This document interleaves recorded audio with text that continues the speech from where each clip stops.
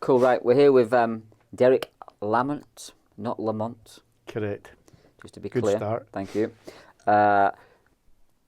Just tell our one viewer at home who you are, what you minister of, etc., etc.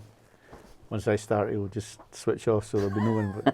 But, I'm minister in a Free Church of Scotland in the city centre of Edinburgh, St Columba's Free Church. Been there for just about 18 years this month, I think. And Free Church is on the Royal Mile, right? So right at the top of the Royal Mile near the castle. Yeah, correct. It's very confusing. There's two St Columba's on Johnson Terrace, which is beside the castle, but Right. ours is right at the top of the Royal Mile and about 2 minutes from the castle, so it's built on Castle Rock. So is yours the first Free Church in Yeah. Edinburgh that's ever been built or started? Yeah, well, there would have been a few started at the same time, but it was built in, the church was built in about 1846, so it's been around for a wee while. All right. You're a Hibs fan, right? Correct. What do you think of this New Yorkshire fella? Excellent. All guys from Yorkshire who drink tea are good, and he's a good lad. And so, Undefeated so far. yeah, I know he's like your Ole Gunnar Solskjaer, except it's all gone a bit Pete Tong for us now. All right. He seems a good lad, yeah. Yeah, he came out of nowhere, right? I'm thinking, who's this Yeah. guy? Anyway, let's get distracted about that. So, Free Church. Obviously, I've known you since I've been here, which is 12 years. I can't believe it's been 12 years I've been here. It seems much longer, Mez. I know, for everyone concerned. But you're also a bit of a thug, right? Because you look like a nightclub bouncer for a start. That's the first thing. The second thing is I've played football against you once, and I couldn't walk for about 3 days afterwards. You kicked me up and down that pitch. Remember that? I feel quite proud of that. Yeah. You calling me a thug. Yeah, but Yeah. but do you remember that? Yeah. Don't play football. This guy is a monster, by the way. He's not dirty. He's just hard as nails. Is that the match I scored a hat-trick in, though? It was, yeah. All right. And you were hanging off my leg trying to bite my ankle. Then last time I played with you, so that was much better. Yeah, we're much better together than Yeah, on exactly. the opposite Much sides. calmer for me, less painful. Anyway, so you used to be the Grand Lodge Master of the Free Church, or whatever you call you. What? The Presbyterian Pope. Correct. So you used to be, what's it called? Moderator. The Moderator. Yeah. So that's like, what's the equivalent in the Church of Scotland or something to Well, in that? the Church of Scotland it's the same, it's a moderator. Is it? Yeah. So what does that mean? It just means, basically it means you're chairman of the General Assembly, which is the gathering of all the ministers and elders every year. So effectively you're just the chairman of that meeting, and You don't have any power then? no power. No executive powers, unlike Mr. Trump. And so how many free churches in Scotland? Just over 100, I think. Is there? Yeah. And just because most of my guys, Yeah. particularly in the States, won't even understand. Yeah, it's a very small denomination. But is that a good number now, or have you had more historically? There would have been some more historically, but it's been it's for the last 50 years, 40, 50 years, been pretty static. Although just in this last 5 to 10 years, there's kind of been a bit of a recognition of our need to move from maintenance to mission and Planting, right? churches. We'll get onto planting in a minute. But so have you got like 100 like churches? Buildings, parishes. Well, let's not get into. We all know what church is, right? Yeah. Or do you have 100 ministers, or do you have like 100 places and so many are vacant? Yeah. There'll be just over 100 places, and some of them are vacant. So, and a lot of them, traditionally in the Free Church, have been in the Highlands. Right. That's where we were stronger as a denomination. And the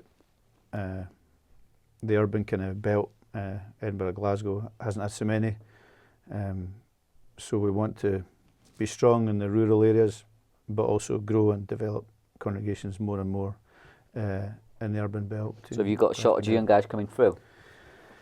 Yeah, there's always a shortage, but Because I know like the FIC, independent churches, the Baptist churches, there just seem to be less and less men. yeah, I wanting to don't know if go. we're at that stage. I think there's actually a lot of good guys in the pipeline beginning to come through, and we're trying to develop leadership tracks for these guys and pinpoint them earlier and encourage them into ministry, whether it's church planting or more traditional ministry. And do you take guys from overseas, like, because obviously the circles I mix in America, everybody loves Scotland, one, and secondly, everybody wants to be a Presbyterian. Aye, for good lads, we'll take them, aye. But no, do you have, like... We have had at various points, and we've got one or two American guys who are currently pastors in the Free Church, so yeah. No, because I know there's guys here who watch this from Ligonier. I know from Lig Duncan's guys, the Reforms. Absolutely, yeah. Seminary guys that are thinking about ministry. A lot of them talk to me about it. So how would a guy who's maybe watching this in the States, say, or somewhere else, thinking, I'd love to come and plant a church in Scotland or pastor a church in Scotland with the Free Church, what would your advice to them be? I think they would need to come over and see it, because I think Scottish Presbyterianism and the culture, secular kind of atheistic culture, is very different from a lot of places in the States. But and everything's much smaller. Everything's much smaller in our context. But I would encourage them to come and have a look first. There's places they can go and do sabbaticals, or they can do a month or 2 months just to get a flavour of what they. Yeah, if they're younger guys, absolutely. Internships, they can do that. Where they go on you've got website? Just probably, tap in Free Church Scotland. Yeah, the mission board of the Free Church. To be fair, I've just hit you with all these questions, really unprepared. So. Yeah, but I just know there's lots of guys who constantly ask me, and I'm like, I don't know how. Yeah. I mean, I've been here 12 years, and I still can't figure out how the whole thing works. I know it's simple. I know it's simple to you guys, but it's just. Well, and so, I understand that guys have to go through theological training before they can be. Yeah, I mean we've got relationships with various denominations, brother, sister relationship, church, whatever it is. Whatever. Relationships anyway. Yeah. And so there's links, and we're obviously linked pretty closely, and on a congregational level, a lot of different congregations are linked with congregations in the PCA in the States. And other denominations as well. So there's kind of there's local links, and that's probably the best way that we see things developing is congregationally. So there's relational developments between congregations, and then people come over and they can serve on missions or whatever, and get to know us that way.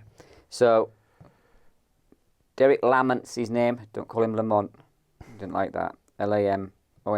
Google his church. St Columba's, Royal Mile. Them, won't they? Yeah, definitely. And have a look, because I know there's a lot of guys. We actually are now interviewing, I don't know how many, about 30% probably of our applicants to 20 schemes now would be Presbyterian. Right. And so we've got a couple of guys that we're supporting, like Chris in the North, Andy Robertson's just joined us. There's another young lad working for us. I'm not sure where he'll end up. And so we're just looking at ways that we can get interns and help those boys out as well. So that would be a great link, actually. And I think what we're finding, and I'm sure you've experienced that too, is in church planting there's got to be a lot of networking, there's got to be a lot of support and partnership. And well, we certainly couldn't have done what we've done without partnership and networking and relationships with other denominations. So has it changed because obviously I'm not Scottish, I don't understand the culture. So when you first came to Edinburgh 20 years ago, whatever, has the culture of the city changed in terms of people working together? Have guys always been pretty chilled out of each other? Because when I first came, it seemed to be very insular. People kept to themselves. Yeah, I mean, there was a tradition of everyone just getting on with their own thing and not really putting their head above the parapet. But I think there's a pretty good relationship between the different church leaders here. I think it could always be better, but there's definitely, over the last 10, 15 years, we had a gospel partnership, and it kind of kicked this interest in church planting together. And we had conferences, and we had guy over from the States talking about church planting. And I think it's as part of the result of that is that we've been able to kick on the way we have. And because we had Kevin DeYoung over, right? Yeah, and he's like Presbyterian's chief procreator, isn't he? He is, yeah. He's got 352 kids. He's got another one. He just had another one. Yeah. So how many that's now really? It's about 18, isn't it? Yeah, I think so. I think they've got their own Kevin DeYoung school. That is a guy who procreates for, is that some sort of Presbyterian law? Is that just an Dutch American Presbyterian thing? Yeah. Is it? Yeah. He likes a pizza. Oh, yeah, actually, when he was here, all he ate was pizza. The guy, he didn't eat a vegetable in his life. That's why I liked him. He's definitely some sort of Scottish blood in him. But I saw him in Canada recently, and he doesn't eat pizza anymore. Oh, really? Yeah. Ah. Now What's he eating now? Elk. He's eating some sort of, what's that stuff everybody's into now? Non-gluten, all that. Ah, right. I think he was eating a bowl of gluten-free cereal. Gluten-free grits. Yeah. Nice. Anyway, why did we get on to Kevin DeYoung? Because he was here at a conference. That's right, he was. And we had Matt Chandler too. Really Yeah, big we did have famous Matt. guys. Yeah, the big guns came out. Yeah. And was it when the smoke cleared? Was there anything really happening? Yeah, I think it was actually. I think we still meet young guys who said, "Oh, I was at that conference 6 years ago and really made me think about church planning, or kind of inspired me to think more missionally." And so I think there was low level benefit from it. Okay. Yeah, definitely. And so, just talking about church planting, because obviously this is what we're interested in. But so the Free Church have launched a new initiative, right? Yeah, well, the mission board of the Free Church is going to be rebranded, as it were, as called Generation, just to give it a kind of a focus, recognising what we've learned from generations past, working in the current generation and looking forward to future generations with the gospel. And the mission board, their vision is to plant. It's not very ambitious, but it's a start. I think it's to plant 30 new churches by 2030. So I think it's pretty ambitious to me. That's growing your denomination by a third, right? Yeah. I mean, the resourcing of that is the issue, and for us, both people and finances and knowledge and expertise. But we're getting there. We're slowly building a. And how many have you done? Probably about 7 or 8. We're at 7 or 8. That's not bad, is it? Yeah. Because I get annoyed with the chat of church planting. Lots of people are talking about it for a long time, but they don't seem to do very much. I think once you start it, it begins to just accelerate. And the churches you plant have that kind of same mentality. They want to be churches that plant. So, we're at that stage that our first church plant in St. Columba's to Cornerstone, they're kind of tentatively thinking about now planting a church. So it'll not happen for a couple of years, but they've got that mentality. So you hope that you plant churches that then themselves go on to be. Yeah, because you run a thing as well, the Free Church. I spoke at it a few years ago. Boot camp, no? Yeah, the boot camp. Tell people about the boot camp, because that's quite a smart idea as well. Yeah, I think that it was an idea that Neil McMillan had Neil's never had a good idea in his life. Let's just be clear. He probably stole it. He from did. someone. He did. It was from Eastern Europe, actually. Was it? Right. And the idea was to get young people to spend a week together and really stretch them theologically and physically with physical activity as well, and push them in terms of leadership and give them a vision for the future. So it's a 3-year program, so they go and they get different emphasis and they get projects to do, and they meet up with the same group for 3 years, and they're recommended by local church leaders to go. Right. So it's just it's an avenue, it's a channel where we're starting to think about getting leaders for the future. And the idea is to do this sort of boot camp, and then maybe out of that, maybe a few of them will go on to the seminary and train for ministry. Yeah, I mean, the kind of channel we would like to do is to get them into churches to do apprenticeships as well. Right. So we're at the stage now in St. Columba's of kind of formalising our apprenticeship scheme much more this year from September. So we hope to take on 3 apprentices at different levels, but part of that would very much be towards getting people into ETS to study for ministry. Yeah. Because I thought the boot camp was really good. Mm-hmm. Quite a lot of young. You've got a lot of young talent as well. Did you run up the mountain with them? No, no chance. I just got to lead by example, mate. Joking. I just sat down, taught them some stuff, and sent them off. I barely walk out of bed these days. Never mind walk up a mountain. I was going to ask you about generation and church planting. What percentage of your planting are you going to do in schemes, or are you doing in schemes? Well, we've got the great advantage of being linked with you guys, right? So you're the experts in that area, and you've got the knowledge. And we're not the expert. I just basically think we're practically the only ones doing it. Yeah, so well, by default, we become experts in this thing. You're holding on to God's coattails as He leads you in that. So we, certainly my great desire would be to see more partnership with you guys and with the support you can offer. So at the moment, we've got 2 guys from our 7 or 8 plants who are working in schemes. Yeah. And we would like to see that develop. And do you notice a difference?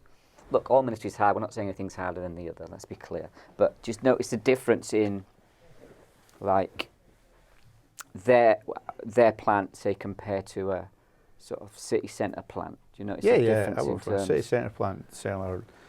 I think the difference is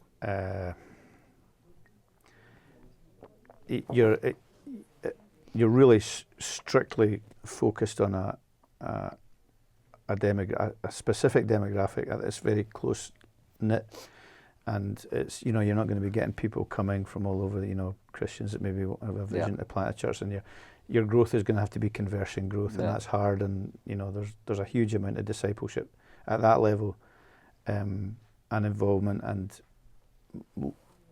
teamwork needed. So I think from that, the intensity of it at that level, I think the intensity of discipleship and the fact that it's not going to be easy to be a self-sustaining, even financially, church within. Although you guys have a good model though, right? Because you're not like as independents that have to raise, or you do have to raise money, but your guys get paid like a stipend from the central pot, right? They do, although for the church planting, we've had to raise that money and put it into the central pot to pay them. Yeah. But nonetheless, there's a kind of... 20 Schemes has just adopted the same model in the last year. Right. So we pay our guys. Okay. We don't have any money. Right. But we raise the money for the central pot and they all at least get a salary. Right. Well, that's it's just so we don't penalise. One guy can raise 200 grand, one guy can raise 200 quid. Yeah. So we try and balance it. That's pretty Presbyterian. It's very... Say it not in Gath, but it is pretty Presbyterian. Yeah, so what I've found is it's definitely harder, it's slower. Mm-hmm. It seems to be much more body intensive. So a guy in a scheme can have 3 or 4 interns, and people have said to me before, how is that a sustainable model? And I'm like, it's not a sustainable model, but it is the model required in unreached areas where there's just nothing. Yeah, it's just a completely different baby, isn't it? Because no one's like, people will move into the city in Edinburgh, perhaps, and join a city centre plant, but very few guys are going, I'll move into the local scheme. Well, and that's the challenge for us as well, in terms of our planting. If we partner with 20 schemes and to plant churches in these communities, that if we've got a core team, we need to persuade our guys that they need to be part of that community. They need to live in there, and they need they need to really get engaged. So, and that's a challenge, huge challenge for us, is to get that commitment. But also, do you know what? It's not also, that is a problem. But one of the other problems, and we found it here, is that it's almost impossible to even move into a scheme. Property is just so sparse. Do you think that's across the board in Scotland? Or pretty much our experience. Because here's a real gentrification. You hear gentrification, so people, but even up in Inverness and stuff, when you're at the Merkinch and the ferry and that, the housing's at a premium. The council housing, they aren't going to let a private person come in, so that they're on the list. The way you probably could do it is through private landlords or buying, but they're so rare. Yeah. They so rarely come up across the board. It's very difficult.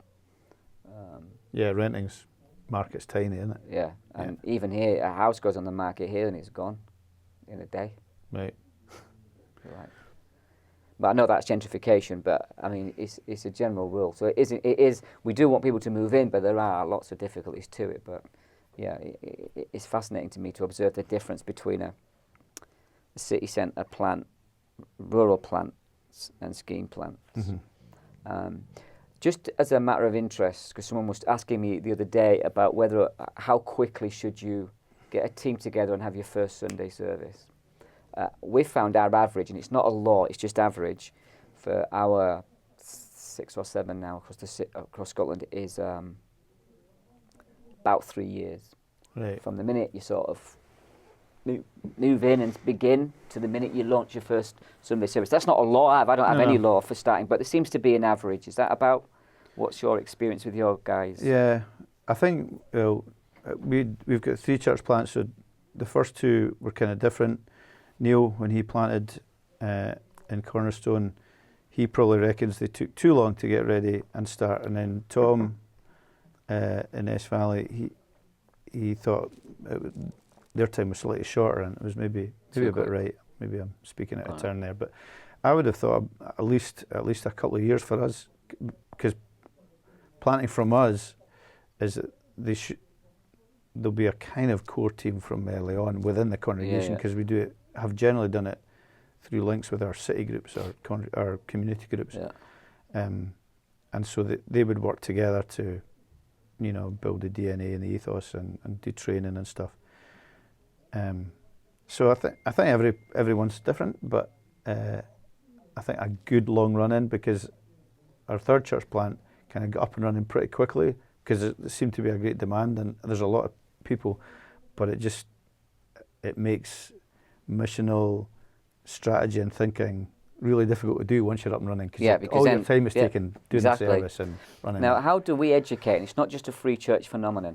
It's actually every evangelical planter or movement or whatever that I've come across, including people within our network, constantly are facing the pressure to launch on a Sunday. Yeah. And they're just constantly getting like, why don't you launch? Why just start on a Sunday? What's your problem? How do we?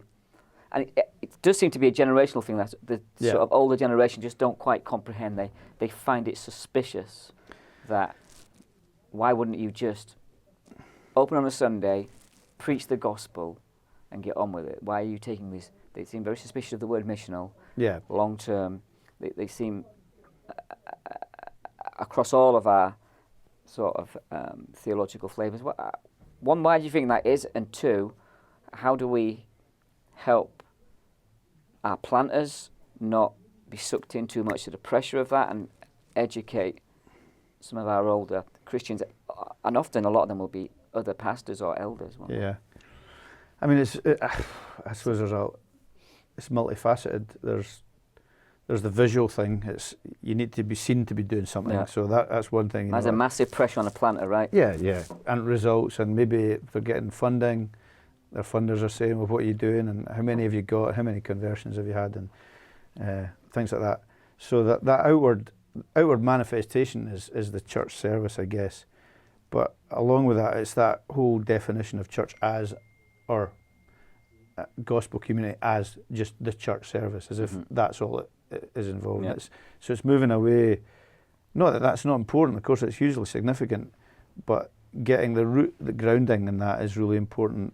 And if you're planting a church, in our context, in the secular environment in which we live, the most important thing is that is a vibrant expression of Christ's unity in a community context, that you mission and you serve, and you share your faith in the context of a community. And unless that is well grounded and well thought through and committed and ready to do this work, then just starting a church service can kind of look good on the surface, but if the roots aren't in place and the grounding isn't there, then it might be very shallow. To take the parable of the sower and I change agree. It slightly. It just seems to be a massive pressure on young men. It doesn't matter how many times you say to people, you've got to explain, you're patient with them, Yeah, but we're all like that. We face that pressure as ministers, as pastors. People say, how many do you get in church? Or, how's your church going? And it's all in terms of numbers, and all the kind of invisible things are difficult to quantify. And we fall into that. We want to be successful, in inverted commas, or you want to be seen to be doing well. And I guess the church service is the big public thing now that people, and because it can be broadcast and shown around the world and all that kind of stuff, people want to see a great service with great preaching. What do you think the spiritual temperature of Scotland is right now? I think it's just about ready to pop. Because I hear all this chat great. about I think it's great. postmodern, la la la, secular, atheistic, and I'm not saying that they're not all true, it's all true. I think it's brilliant. Yeah, I mean, I don't think it's brilliant that people aren't worshipping Jesus, but No. I just think the opportunities for us are massive. yeah, I think people are confused, they're lonely, they're isolated. They've tried all the non-God stuff, at a broad level, and it's all failing miserably. Yeah. And I think there's a real opportunity for ordinary but passionate Christians to get out, share their faith, and see results. Yeah. So what's the big challenge to the Free Church going forward in the next 10 years? It's taking gospel risks and, not just clamming up and going back into a wee safe, secure, Presbyterian, Calvinistic, Reformed bubble. But it's just to take the risks of the gospel, because it is, isn't it? It's risky going out with the gospel in a good way, No, yeah, I love it. You're talking to the... God is, God, Aslan Speaking is... to the choir here, I'm loving it. I'll be... Yeah. He's... take as many risks as you can for Jesus. God is good, but he's not safe, and we're following him, we're taking risks, and we need to take risks, and people say, oh, we haven't got the resources, we haven't got the people, we haven't got the money. What about, keeping the smaller churches going? Absolutely, we've got to do all these things. It's not either or. We've got to plant churches, we've got to revitalise other churches, we've got to maintain what we've got and grow and reach out to the whole world as well. Amen. So yeah, I've got a great God. And so, what would you say is the biggest need and prayer required in terms of Scotland generally and in terms of ministry that you're trying to engage in, that people can be at home thinking, this is our biggest need, this is what we need, these are some of what things that we need prayer for? I think for Scotland, I think we need the guys to come through, good, really godly guys and women who will serve God, but guys in church planting positions, church leadership, bold and courageous and humble. I think we need unity, and I don't mean ecumenical unity, which is kind of a waste of time. I think we need proper gospel unity where there's not jealousy and there's not suspicion. And I would argue that internally for our denomination we need that unity and lack of suspicion. And do you think it's less suspicious now than it's been historically? Yeah, I think so. Yeah, but I don't know, because most of my pals are Free Church guys, so I've never really. Yeah, I mean, they've all been good lads to me. So. Yeah, I think so. I think sometimes it can be difficult, and anything, people talk, oh, it's all very sexy talking about church planting, blah blah blah. That's just a fad; it'll pass. To get beyond that sort of fear and suspicion and say, well, actually, no, this is kind of New Testament model.